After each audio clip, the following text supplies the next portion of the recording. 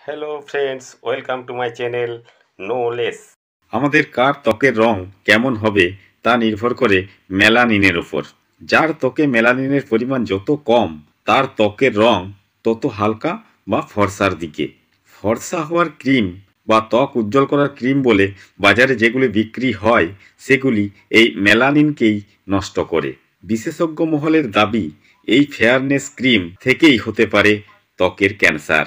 এছাড়াও এর ফলে ত্বকে অন্যান্য অনেক সমস্যা দেখা দিতে পারে, কারণ এই ধরনের ক্রিমে এমন কিছু রাসায়নিক মেশানো থাকে যা আমাদের ত্বকের ক্ষেত্রে অত্যন্ত ক্ষতিকর।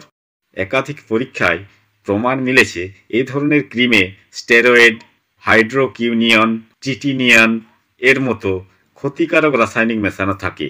এগুলি ত্বকের সংস্পর্শে এলে তার ফলে ক্যান্সার, ব্রণর সমস্যা, লিভারের সমস্যার মতো একাধিক সমস্যা বেড়ে যায়, যার ফলে রোসাসিয়া বা লাল বর্ণ ত্বক হয়ে যেতে পারে।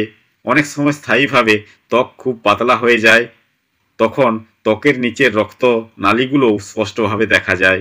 হাইপোপিগমেন্টেশন, অবাঞ্ছিত লোমের আধিক্যের মতো একাধিক লক্ষণ দেখা যায় ত্বকে। তাই বাজার থেকে ফেয়ারনেস ক্রিম কেনার আগে দেখে নিন আপনার ক্রিমে স্টেরয়েড, হাইড্রোকিউনিয়ন, চিটিনিয়নের মতো ক্ষতিকারক রাসায়নিক মেশানো নেই তো। তবে ত্বক যদি ভেতর থেকে পুষ্টি পায়, তাহলে তার জেল্লা সবচেয়ে বেশি আকর্ষণীয়। তাই বিভিন্ন হানিকারক কেমিক্যাল প্রসাধনী ব্যবহার না করে এমন কিছু খাবার নিয়মিত খাওয়া যায় যার ফলে সহজেই ফর্সা, জেল্লাদার, উজ্জ্বল ও টান টান ত্বক পেতে পারেন।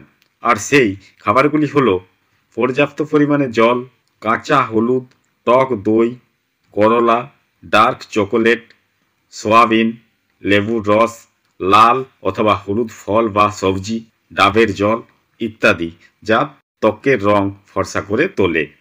ভিডিওটি দেখার জন্য ধন্যবাদ। পরবর্তী ভিডিওর জন্য চ্যানেলটি প্লিজ সাবস্ক্রাইব করে রাখুন এবং লাইক, কমেন্ট ও শেয়ার করুন। ধন্যবাদ।